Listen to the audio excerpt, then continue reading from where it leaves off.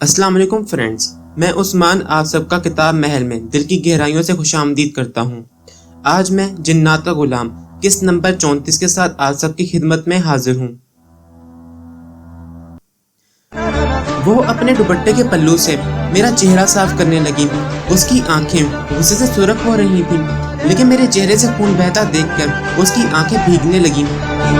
اٹھو، کمرے میں چلو، میں دوا لگاتی ہوں۔ اس کے لہجے میں اتنا پیار اور جذباتیت تھی کہ میں کسی سحر زدہ انسان کی طرح اس کے ایک اشارے پر اٹھا۔ اس نے میرا بازو تھام رکھا تھا۔ سامنے سے ملک صاحب آ رہے تھے۔ اپنے والد کو دیکھ کر زلیخا ایک لمحے کے لیے جھجکی، لیکن اس نے میرا بازو نہیں چھوڑا۔ کیا ہوا ہے اسے؟ ملک صاحب نے میرے چہرے کو خون سے بھرا ہوا دیکھا تو وہ پریشان ہو گئے۔ میں نے ہانپتے ہوئے انہیں صورتحال بتائی۔ اوہ میرے اللہ، میری حویلی تو اب آصف زدہ لوگوں کا مقبرہ بن جائے گی۔ ملک صاحب لاچارگی اور غصے کی ملی جلی کیفیت کے ساتھ بولے، بیٹی تو اسے دوا لگا دے، میں دیکھتا ہوں اندر کیا ہو رہا ہے۔ نہیں، آپ نہیں جائیں گے، میں نے انہیں روک دیا۔ بس یہ اتفاق ہوا ہے۔ اس لمحے میرے دل سے آواز اٹھی، یہ اتفاق بھی بڑا حسین اور مہربان ہے۔ چلو اچھا ہوا۔ زلیخا میرے اندر کے گھاؤ سے رشتے خون کو تو صاف نہیں کر سکی، میرے آنسوؤں کو نہیں پونچھ سکی۔ اسی بہانے آج اس کی محبتیں اور چاہتیں کھل کر سامنے آ گئی ہیں۔ مسیحائی ہاتھوں سے وہ میرے زخموں کو صاف کر رہی ہے۔ اچھا ہی ہوا نا، عشق کے مارے ایک گرفتہ حال دل کو ایسے مسیحا لمحے بہت اچھے لگتے ہیں۔ مجھے بھی یہ اتفاقیہ حادثہ بہت بھلا محسوس ہوا۔ زلیخا نے میرے چہرے پر دوا لگائی اور بولی، اب تم آرام کرو۔ اس کا لہجہ ایک تندرست اور باہوش لڑکی سے متعارف کرا رہا تھا۔ زلیخا، تم اچانک کمرے میں کیسے آ گئی اور یہ سب؟ میں نہیں جانتی، نہ جانے میں کن خیالوں میں کھوئی ہوئی تھی کہ تمہاری چیخ سنی تو مجھے لگا جیسے وہ کچھ کہتے کہتے رک گئی۔ جیسے میں خوشگوار انداز لیے اس سے مخاطب ہوا۔ کہو نا، جیسے کیا ہوا؟ کچھ نہیں، وہ شرما گئی۔ اس کا شرمانا مجھے بہت اچھا لگا۔ اس کے گداز ریشمی مخروطی ہاتھوں پر خون لگا ہوا تھا، مجھے بڑا بھلا لگا۔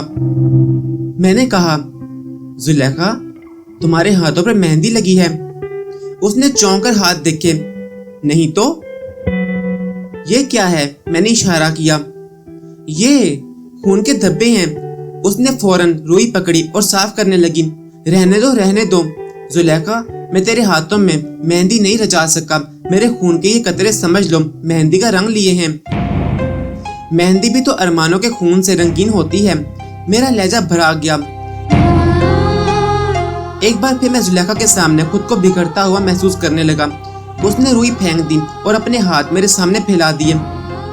لگا دو مہندی، میں کب چاہتی ہوں کہ تم اپنے خون سے میری مانگ اور سندور کھینچو۔ زلیخا کی آنکھیں آنسوؤں سے بھر گئیں۔ زلیخا، میری زلیخا، میں نے بے قرار ہو کر اس کے ہاتھ پکڑ لیے۔ مان عقب سے چاچی کی آواز آئی، زلیخا، کیا ہوا ہے میرے پتر کو؟ چاچی ہانپتی ہوئی میرے پاس آ گئی، میرا چہرہ ہاتھوں میں لے کر بولی، ماں صدقے، زیادہ خون تو نہیں نکلا؟ نہیں، زلیخا نے دوا لگا دی ہے، اب بہت سکون ہے۔ میں نے کن اکھیوں سے زلیخا کی طرف دیکھتے ہوئے کہا، زلیخا تو ڈاکٹرانی لگتی ہے مجھے۔ میری بات سن کر وہ شرما گئی۔ ہاں پتر، اس کے ہاتھوں میں جادو ہے، جادو۔ میرے اور تیرے چاچا جی کے سر میں جب بھی درد ہوا ہے، اس نے جب بھی دبایا، درد منٹوں میں غائب ہو گیا۔ لیکن ماں، میرا درد میرے ہاتھوں سے دور نہیں ہوتا، زلیخا مسکراتے ہوئے بولی۔ کئی دنوں بعد اس کو یوں ہنستے ہوئے دیکھا تھا۔ کچھ لوگ صرف فیض دینے کے لیے پیدا ہوتے ہیں، میں نے کہا تو چاچی جھٹ سے بولی، جیسے پتر موچی کی اپنی جوتی ٹوٹی ہوتی ہے، یہ تو ایسے ہی ہوتا ہے۔ اب تم اپنے شاہ صاحب کو دیکھ لو، دوسروں کو نیکی کا پرچار، خود خرکار۔ بس یہ نصیب کی بات ہے، جو دوسروں کا دکھ بانٹتے رہتے ہیں، جن کے ہاتھ دوسروں کے لیے اٹھتے رہتے ہیں، وہ خود اپنے دکھوں کو ختم نہیں کر سکتے اور نہ اپنی خالی جھولی بھر سکتے ہیں۔ یہ تو داتا کی دین ہے، وہ چاہے تو بانٹنے والے ہاتھ کو بھی سکھ چھاؤں دے، ना दे तो ना दे, उससे क्या गिला। माँ, मेरी सोनी माँ। जुलेखा ने माँ के गले में बाहें डाल दी। मुद्दतों बाद मुझे बहुत सी चीजें अच्छी लगने लगी हैं। ऐसे लग रहा है जैसे मैं आजाद तितली हूँ, सारी दुनिया मेरे अंदर बस गई है। मुझे बहुत भला लगने लगा है माँ। ना जाने कैसे अचानक सिर्फ एक आध दिन में, इसलिए अब मेरे सामने ऐसी कोई बात ना करना कि मैं फिर मायूसियों और दुखों के कुएं में गिर जाऊं। माँ सदके वारी, कुएं में गिरे तेरे दुश्मन, तू खुश रहेगी तो ये सारा घर खुश रहेगा मेरी बच्ची। तुझे खुश देखकर मैं दोबारा जी पड़ी हूँ। चाची उसको अपने साथ लपेटते हुए कह रही थी, शायद पुत्र मैंने तुझसे एक बात करनी है, लेकिन ना जाने वो बात करते हुए मेरे होंठ क्यों बंद हो जाते हैं। दिल तो बहुत करता है लेकिन कुछ समझ में नहीं आती कैसे कहूँ। वो जुलेखा का सर अपने कंधे के साथ थपथपाने लगी। चाची की बात सुनकर ना जाने मेरे दिल में मीठा मीठा सा दर्द क्यों जागने लगा था। ना जाने क्यों लहजे भी तो मन की बातें हवा में उछाल देते हैं। माँ, वो शौकी सी होकर कहने लगी, मैं तो कहती हूँ आज जो कहना है कह दे, कल हो ना हो आज तो है ना, इसलिए मेरे सामने ही कह डाल। हाय मेरी बच्ची। चाची को उसकी अदाओं पर प्यार आ रहा था। ममता की मारी ने न जाने कितने बरसों तक बेटी के सोगवार चेहरे को देखा था। आज खुशी और तरंग देखकर वो बार बार उस पर वारी जा रही थी। तेरे सामने तो ना कहूंगी, चाची कहने लगी, तू जा फिर कहूंगी। माँ, वो मसनूई खफगी भरे लहजे में उसको आंखें दिखाने लगी। ऐसी कौन सी बात है जो मुझे नहीं बताना चाहती? जा ना, चल तो तुझे भी बता दूंगी। वैसे तू बनती बड़ी भोली है, जितनी है मैं जानती हूँ। तू अच्छी तरह जानती है मैं क्या कहना चाहती हूँ। हैं? माँ, क्या कहा? मैं जानती हूँ। वो मचल उठी, नटखट अंदाज लिए बोली, अच्छा वो कौन सी बात हो सकती है जो मैं जानती हूँ लेकिन समझ नहीं पा रही। लेकिन माँ, तू समझती है कि मैं सब जानती हूँ, लेकिन वो बात है क्या? हाय मेरे रब्बा, ये कैसी पहेली है। अच्छा तू अंदर जा। मैं तो ना जाऊं। जुलेखा माँ के बाजू से लिपट गई। मेरे सामने करो बात। देखा है शायद पुत्र, अब मैं तेरे साथ इसके सामने इसकी बात कैसे करूं? इसे तो शर्म नहीं आ रही सुनते हुए, लेकिन मुझे तो लाज रखनी है ना। भला कोई माँ बेटी के सामने ऐसी बात कह सकती है? चाची ने ना कहते हुए भी वो बात कह दी जो वो कहना चाह रही थी। उसके लबों पर धीमी सी मुस्कुराहट थी। मुझे शर्म आ गई, दिल की धड़कन तेज हो गई। जुलेखा ने एक बार तो चौंक कर मेरी तरफ देखा। उसकी आंखों में हजारों शमें जल उठी थी। वो नजरें अपनी हथेलियों पर मरकूज करके धीरे धीरे से मुस्कुराने लगी।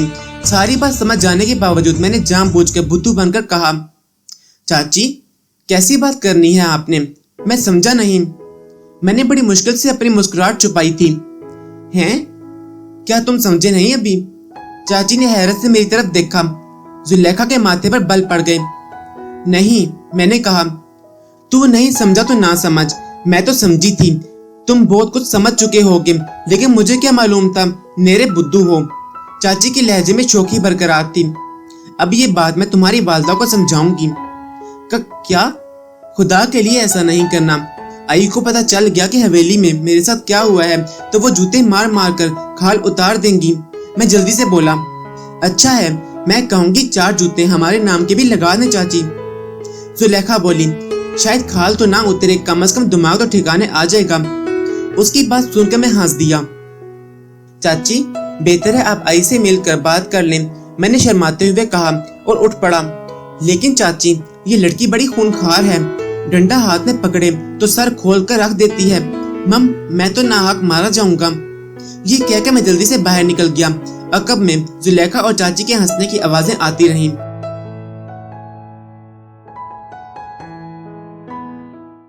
मैं कमरे में पहुंचा और बिस्तर पर दराज हो गया।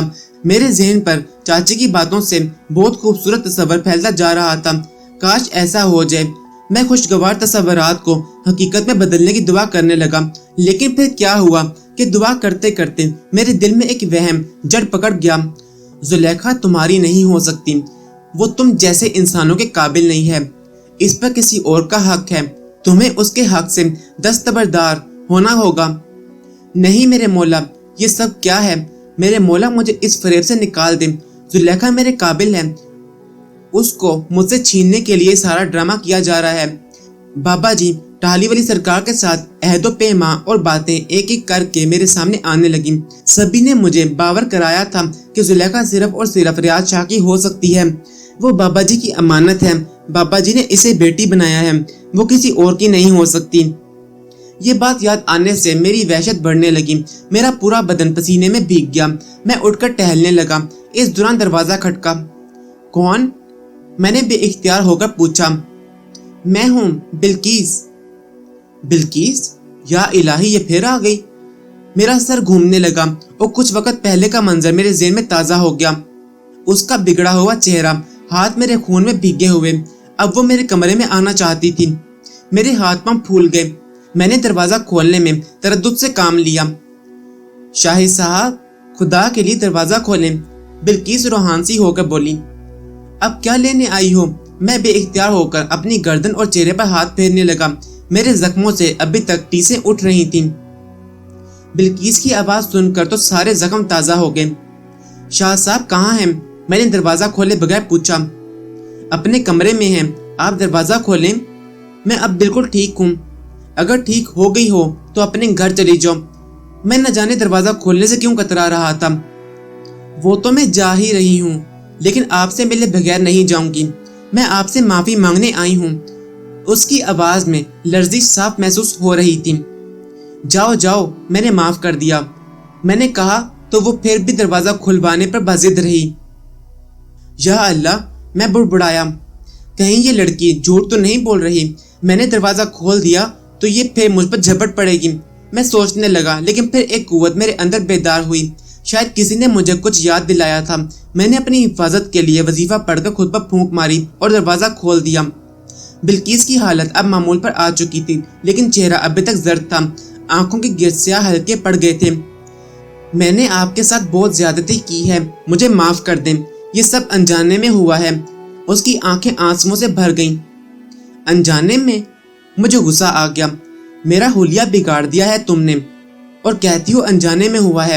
اللہ کی پناہ، میرا خون مزے لے کر چاٹتی رہی ہو، اب کہتی ہو انجانے میں ہوا۔ تم انجانے میں مجھے بوٹی بوٹی کر کے ہڑپ کر جاتی اور میری ہڈیوں پر بیٹھ کر آنسو بہا کے معافیا مانگ کر خود کو معصوم ثابت کرنے کی کوشش کرتی۔ میں بولتا ہی چلا گیا، وہ روتی رہی، ہاتھ جوڑ کر رو رو کر اپنی بے گناہی ثابت کرنے کی کوشش کرتی رہی، لیکن میرے دماغ کی فرقی گھوم چکی تھی۔ میں نے اس کی ایک نہ سنی، خود مجھے اپنی حالت کا اندازہ نہیں ہو رہا تھا۔ شکر ہے اس وقت کسی نے میری آواز نہیں سنی تھی، ورنہ ایک اور تماشا لگ جاتا۔ میں نے بلقیس کو سخت الفاظ میں واپس جانے کے لیے کہا، لیکن وہ مجھ سے زیادہ ضدی تھی، روتی ہوئی فرش پہ بیٹھ گئی۔ جب تک معاف نہیں کریں گے نہیں جاؤں گی، ادھر یہیں بھوکی پیاسی مر جاؤں گی۔ بی بی، مرنا ہے تو باہر جا کر مرو، میرے سر چڑھ کر کیوں مرنا چاہتی ہو؟ خاصی دیر گزر گئی، میرا غصہ بھی اترنے لگا اور میں پھر ہانپتا ہوا چارپائی پر بیٹھ گیا۔ دماغ ٹھنڈا ہونے پر احساس ہوا کہ میں نے بلقیس کو بہت کچھ کہہ دیا ہے۔ وہ فرش پر گھٹنوں میں سر دیے سسکیاں بھر رہی تھی۔ مجھے اپنے آپ سے ندامت محسوس ہونے لگی۔ بلقیس، میں خجالت امیز لہجے میں بولا، معاف کرنا، مجھے پتا ہی نہیں چلا تمہیں کیا کچھ کہہ گیا ہوں۔ اس نے نظریں اٹھائیں، آنکھیں متورم ہو رہی تھیں، لیکن اس کا چہرہ پھر بھی کھل اٹھا۔ آپ نے مجھے معاف کر دیا؟ بھائی اب معافی کیسی، حساب برابر ہو گیا، اب تو میں بھی معافی کا طلبکار ہوں۔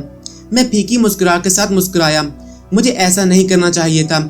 خیر یہ بتاؤ کہ مجھے دیکھتے ہی تمہیں غصہ کیوں چڑھ گیا تھا؟ مجھے غصہ تو نہیں آیا تھا، میں تو اس کے قبضے میں تھی۔ وہ کہنے لگی، کس کے؟ میں نے پوچھا۔ وہی جو مجھے برباد کر رہا ہے، وہ نفرت آمیز لہجے میں بولی۔ یہ مکھن شاہ کی چھوڑی ہوئی جنزادی ہے جو مجھے اکساتی رہتی ہے، کہتی ہے میں مکھن شاہ کی ملنگنی بن جاؤں۔ پہلے مجھ پر ایک جن آتا تھا، مکھن شاہ نے اسے اتار دیا، لیکن مکھن لگا کر اس نے جنزادی کو مجھ پر سوار کر دیا۔ لیکن اس کی میرے ساتھ کیا دشمنی ہے؟ مجھے دیکھتے ہی وہ باولی کیوں ہو گئی تھی؟ میرا خیال ہے آپ ہمیں مکھن شاہ کے آستانے سے لے جا کر یہاں لے آئے تھے، اس نے یہ حملہ حسد کی وجہ سے کرایا۔ اوہ، میں سمجھ گیا۔ میں پرخیال انداز میں سوچنے لگا، اس کا مطلب ہے مکھن شاہ نے مجھے اپنی ہٹ لسٹ میں رکھ لیا ہے۔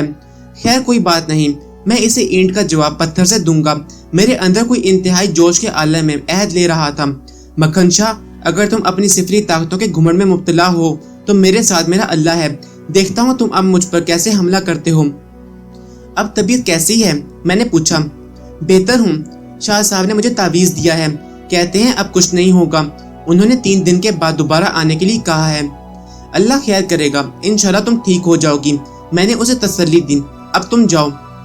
جاؤں؟ نظریں اٹھا کر وہ میری طرف دیکھنے لگی۔ ہاں اب جاؤ، میں نے مسکراتے ہوئے کہا، اور اب اچھے بچوں کی طرح گھر میں رہنا ہے اور خوب پڑھنا ہے، شاہ صاحب نے تعویذ دیا ہے تو تم جلد ٹھیک ہو جاؤ گی۔ اچھا میں چلتی ہوں۔ اس کا لہجہ نہ جانے کیوں اداس ہو گیا، نظریں میرے چہرے پر مرکوز کیے وہ الٹے قدموں دروازے کی طرف بڑھنے لگی۔ ارے یہ کیا، سیدھی رخ ہو کر جاؤ نا، میں نے ہنستے ہوئے کہا۔ میں جاتی ہوں۔ اس کا لہجہ بدستور اداس تھا۔ کیا بات ہے، لگتا ہے تمہاری طبیعت ابھی ٹھیک نہیں ہوئی، میں نے پوچھا۔ ٹھیک تو ہوں مگر، وہ کچھ کہتے کہتے رک گئی۔ آؤ میں چھوڑ آؤں، میں نے اسے ساتھ لیا اور باہر والے کمرے میں لے گیا۔ اس کے ماں باپ بھی اس کی حرکت پر مجھ سے معافیا مانگنے لگے۔ میں نے کہا، اس بیچاری کا کیا قصور تھا، شکر کریں یہ جلد قابو میں آ گئی، ورنہ نہ جانے یہ میرے ساتھ کیا سلوک کرتی، میں نے خوشگوار لہجے میں کہا، اور پھر انہیں حویلی کے باہر تک چھوڑ آیا۔ وہ ٹانگا لے کر آئے تھے۔ میں نے محسوس کیا کہ بلقیس یکدم خاموش ہو گئی تھی اور بار بار چپکے چپکے میری طرف دیکھ لیتی تھی۔ اللہ حافظ کہہ کر میں ریاض شاہ کے پاس گیا، وہ تھیلے سے کوئی شے نکال رہا تھا۔ آگے اپنے مہمانوں کو چھوڑ کر وہ مجھے دیکھ کر ہنسنے لگا۔ مجھے غصہ آ گیا۔ شاہ صاحب آپ نے اچھا نہیں کیا۔ میرے چاند میں کیا کرتا، مجھے موقع ہی نہیں ملا۔ بڑی تیزی سے اس نے وار کیا تھا۔ شاہ صاحب نے میرے غصے کو انجوائے کرتے ہوئے کہا، دیکھا بیچاری کو اب تم پر کتنا رحم آ رہا تھا۔ رحم نہیں افسوس ہو رہا تھا، میں نے کہا۔ ہوش میں آنے کے بعد جب اسے بتایا کہ تم نے شاہد میاں کا کیا حال کر دیا تھا تو وہ پریشان ہو گئی، کہنے لگی، میں تو اب ان سے ملوں گی، مجھے تو کچھ گڑبڑ لگ رہی ہے۔ کیسی گڑبڑ، میں نے استفہامیہ لہجے میں پوچھا۔ اس کے دل میں تمہارے لیے ایک جذبہ پیدا ہوتا ہوا محسوس کیا ہے میں نے، ریاض شاہ نے کہکا لگاتے ہوئے کہا۔ خبردار خبردار، دیکھیں شاہ جی، بالکل نہیں، ایسی بات نہیں کرنی، بڑی معصوم لڑکی ہے، اس کی شرمندگی کو کسی اور جذبے سے منسوب نہ کریں، میں نے ناراضگی کے ساتھ کہا۔ پہلے اس پر جن سوار تھے، وہ تو اتر گئے، یہ مکھن شاہ کی چھوڑی اس کی موکلا ہے، یہ بھی دفان ہو جائے گی، لیکن مجھے ڈر ہے اگر اس پر عشق کا بھوت سوار ہو گیا تو کیا بنے گا۔ نہ بابا، مجھ سے یہ بھوت نہیں اتارا جائے گا۔ اس روز ریاض شاہ بہت زیادہ خوشگوار دکھائی دے رہا تھا۔ شاہ صاحب یہ زیادتی ہے، آپ جانتے ہیں، میں کہتے کہتے رک گیا۔ بولو، رک کیوں گئے؟ ریاض شاہ کی آنکھیں میرا تمسخر اڑا رہی تھیں۔ کیا میں نہیں جانتا؟ مجھے اب بتاؤ گے کہ تم ان جذباتوں سے نا آشنا ہو؟ میں کچھ نہ بولا، کہنے لگا، اپنے وعدے کا پاس رکھنا شاہد میاں، آگ میں کودو گے تو جل جاؤ گے۔ آپ مجھے دھمکی دے رہے ہیں؟ میں نے اپنے لہجے کی ناگواری کو محسوس کرائے بغیر بمشکل کہا، سمجھا رہا ہوں، تم نے جن بزرگوں کے سامنے وعدہ کیا تھا اسے نبھانا ہے تمہیں۔ ریاض شاہ کی آنکھوں میں اب سرخ دوڑے نظر آنے لگے تھے۔ میں سمجھ گیا کہ وہ مجھے کس آگ میں کودنے سے باز رہنے کی تلقین کر رہا تھا۔ اس نے زلیخا کو جس والہانہ انداز میں مجھے بلقیس سے بچاتے ہوئے دیکھا تھا وہ اس کے لیے ناقابل برداشت منظر تھا۔ زلیخا کے جذبات کھل کر سامنے آ گئے تھے۔ ریاض شاہ جیسے شاطر اور گہرے آدمی سے یہ سب کیسے چھپا رہ سکتا تھا؟ شاہ صاحب، آپ جانتے ہیں میں ایک محتاط انسان ہوں، اپنے وعدے نبھاتا ہوں، لیکن آپ مجھے دھمکی نہ دیا کریں۔ میں سمجھتا ہوں کہ آپ مجھے سمجھا رہے ہیں یا ڈرا رہے ہیں۔ میں آج آپ کو ایک بات عرض کر دینا چاہتا ہوں۔ میں نے سنبھلتے ہوئے اپنی جبلت کا اظہار کرنا مناسب سمجھا۔ میں ایک حد تک برداشت کرتا ہوں، جب میرا صبر لبریز ہو جاتا ہے تو پھر میں نفع نقصان نہیں دیکھتا۔ اس سمے مجھے زندگی اور موت میں کوئی فرق محسوس نہیں ہوتا۔ میں ضدی اور ہٹ درم نہیں ہوں، لیکن جب میری توہین کی جائے اور مسلسل یہ رویہ اختیار کیا جائے تو میرا پیمانہ لبریز ہو جاتا ہے۔ میں جانتا ہوں کہ میں نے بزرگوں سے جو وعدہ کیا ہے اسے کیسے نبھانا ہے، لیکن میں آپ سے بھی ایک گزارش کرنا چاہتا ہوں، آپ آگ کو بھڑکائیں نہیں، آگ کو جگہ جگہ نہ پھیلائیں۔ اکثر اوقات اپنی جلائی آگ میں اپنا دامن اور ہاتھ بھی جل جاتا ہے۔ یہ مکافات عمل ہے، ہاں اس میں دیر سویر ہو جاتی ہے، لیکن یہ ہوتا ضرور ہے۔ تاریخ گواہ ہے، کہ جب بھی کسی انسان نے شیطانیت کا لبادہ اوڑھا ہے، اس نے آسمانوں پر اپنا تخت بچھانے کی کوشش کی ہے، اس کا پردہ چاک ہوا ہے اور وہ زمین کی پستیوں میں آ کر دفن ہو گیا ہے۔ میں بولتا چلا گیا۔ ریاض شاہ کے چہرے پر کئی رنگ آئے اور چلے گئے، لیکن وہ اپنے جذبات کو چھپانے کی قدرت رکھتا تھا۔ بولیا، بس دیکھو، تم میرے بھائی ہو، مجھے تم سے بڑی محبت ہے، کوشش کروں گا کہ تمہاری بدگمانیاں ختم کر دوں۔ لو، صلح، آج کے بعد میں تمہیں دھمکی نہیں دوں گا، اگر کوئی ناگوار بات لگے گی تو پیار سے سمجھا دیا کروں گا۔ ریاض شاہ نے مجھے گلے لگاتے ہوئے کہا، آؤ میں تمہارے زخموں پر مرہم لگا دوں۔ شکریہ، دوا تو لگا لی ہے، میں نے کہا۔ جانتا ہوں کہ تم دوا لگا چکے ہو، لیکن چندا، یہ زخم اس دوا سے ٹھیک نہیں ہوں گے، یہ تو سحری زخم ہیں۔ شاید تمہیں پہلے بھی بتایا تھا کہ جب کسی سحر زدہ انسان کے اندر طاغوتی اور شیطانی جنس ہلچل مچاتی اور قہر میں آ کر کسی کو زخمی کرتی ہے تو اس کے دیے زخموں میں عملیاتی زہر اتر جاتا ہے، اسی لیے ہم لوگوں نے ایک عملیاتی دوا بنائی ہوتی ہے۔ بعض اوقات کوئی کیس کرتے ہوئے ہمیں ہاتھا پائی کرنا پڑتی ہے اور کوئی زخم آ جائے تو ہم یہ دوا لگاتے ہیں۔ مجھے یہ دوا بابا جی سرکار نے بنا کر دی ہے۔ ریاض شاہ نے ایک ڈبیا سے سفید صفوف نما دوا نکال کر میرے زخموں پر لگا دی۔ دوا کے لگتے ہی مجھے محسوس ہوا جیسے کوئی ٹھنڈی شے زخموں پر رکھ دی گئی ہے۔ پورے بدن میں راحت آمیز ٹھنڈک کا احساس ہوا اور میرے ذہن پر چھایا عزم لال ختم ہو گیا۔ میں شاہ صاحب سے کچھ پوچھنا چاہتا تھا، لیکن میں نے اپنے امتحان کی تیاری کی خاطر اس وقت ان سے کچھ سوالات نہ کیے۔